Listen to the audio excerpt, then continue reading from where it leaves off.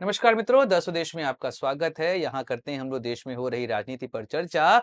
जब से जाति जनगणना की घोषणा हुई है, पूरे देश में केवल एक ही राजनेता का नाम गूंज रहा है, जिसकी राजनीति जातीय जनगणना की वजह से खराब हो रही है। वह है योगी आदित्यनाथ।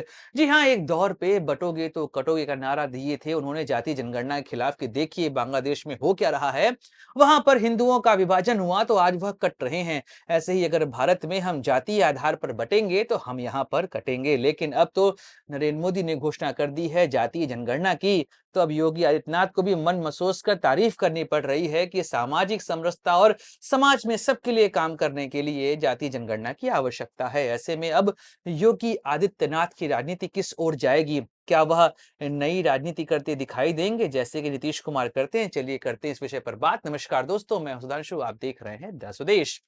दोस्तों, द स्वदेश एक मंच है जहां पर हम निष्पक्ष पॉलिटिकल एनालिसिस करते हैं। अगर आपको हमारा पॉलिटिकल एनालिसिस पसंद आता है तो आप यूपीआई के माध्यम से हमारी मदद भी कर सकते हैं। बाकी हमारे चैनल को सब्सक्राइब करिए, वीडियो को लाइक करिए और वीडियो को शेयर जरूर करिए।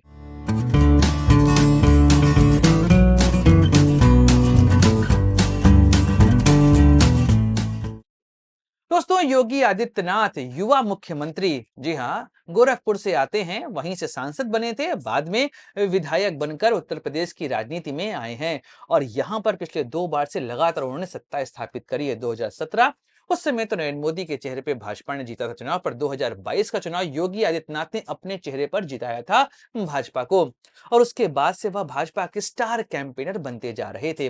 2027 को लेकर भी योगी का चेहरा ही सबसे मजबूत माना जा रहा है। कोशिश की जाती है योगी के चेहरे को डेंट देने की, पर वह कभी भी डेंट कामयाब नहीं होता और योगी लगातार छाते चले जा रहे हैं।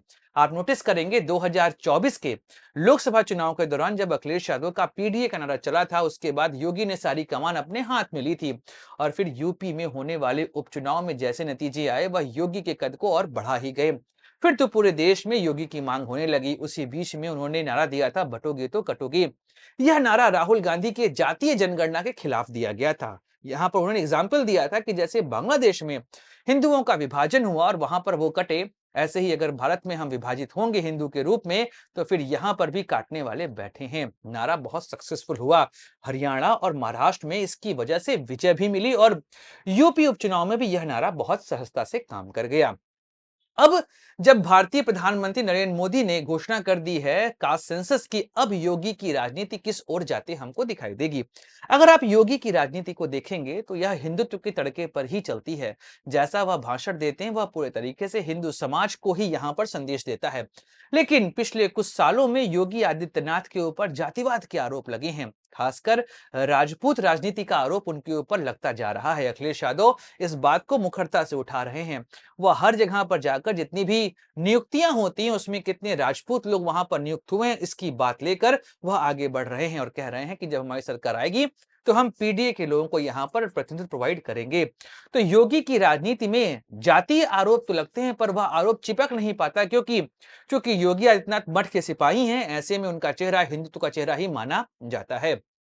अब जब भाजपा ने कर दी है घोषणा जातीय जनगणना की, तो अब योगी के सामने समस्या आने वाली है। अब बटेंगे तो कटेंगे का नारा यहां पर नहीं चलने वाला है। योगी अपनी राजनीति को किस तरीके से आगे लेकर जाएंगे, अब यह यक्ष प्रश्न बन चुका है।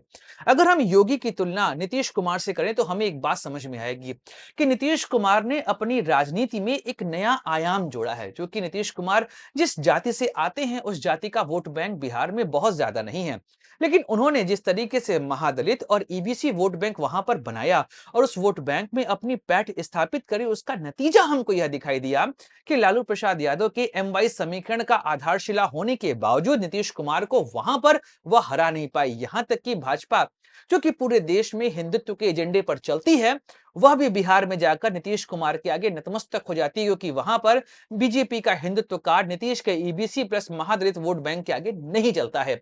अब यहां पर योगी क्या ऐसी राजनीति यहां पर कर पाएंगे? अभी तक आप देखेंगे कि केशव प्रसाद मौर्य, जो कि वह हमेशा कहते आए हैं कि सरकार से बड़ा संगठन होता है, या एक संदेश देने का तरीका होता है कि योगी आदित्यनाथ अपने आप को सर्वे सर्वा मत समझे, बीजेपी का संगठन अभी भी मेरे नियंत्रण में है।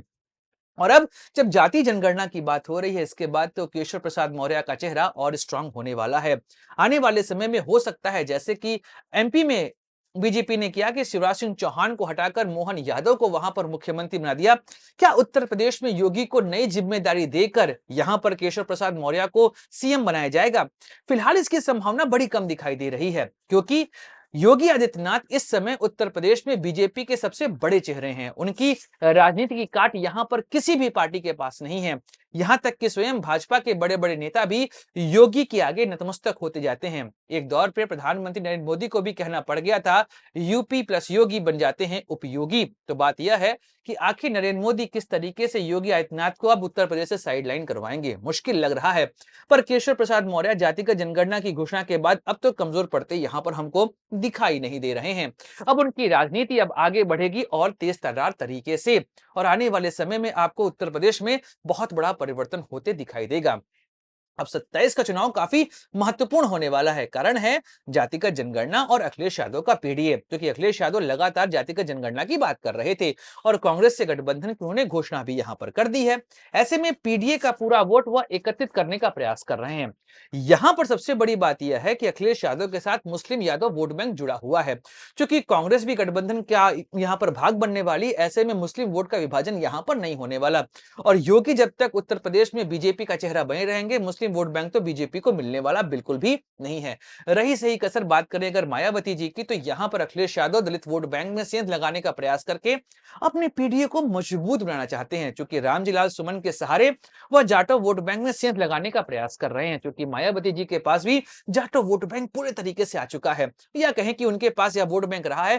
चंद्रशेखर आजाद के आने के बावजूद उनका वोट बैंक उनसे छिटक कर नहीं गया है। इतने बुरे दौर में भी 10% वोट वो अपने पास रखी रहती हैं। तो अब बात यह है कि योगी आदित्यनाथ को 27 में बहुत बड़े चक्रव्यूह से गुजरना है। एक चक्रव्यूह तो उनको अपने पार्टी के अंदर ही झेलना है, दूसरा चक्रव्यूह उनके सामने रच रहे हैं अखिलेश यादव, राहुल गांधी और मायावती जी। इसके अलावा थोड़ा बहुत डेंट आप चंद्रशेखर आजाद की पार्टी से भी यहां पर देख सकते हैं। तो 27 में स्पष्ट होगा कि योगी की राजनीति किस ओर जाएगी। हिंदुत्व का तड़का क्या उनकी राजनीति में अभी भी रहेगा? क्या बटोगे तो कटोगे वह अभी भी बोलते दिखाई देंगे? और क्या बुलडोजर बाबा के नाम से प्रसिद्ध योगी आदित्यनाथ 27 में रिटर्न कर पाएंगे? यह तो बातें समय के घर में छुपी हुई है। हम बातें करते रहेंगे उत्तर प्रदेश की राजनीति की, लेकिन हाँ, कास्ट सेंसस की घोषणा करने के बाद से देश की राजनीति काफी हद तक बदलते हमको दिखाई दे रही है। दोस्तों, वीडियो समाप्त करते हैं, मिलेंगे अगले वीडियो में, बात करेंगे किसी और मुद्दे की। अपने दोस्त सुधांशु को दीजिए इजाजत। Like share subscribe the channel. जय हिंद, वंदे मातरम, भारत माता की जय।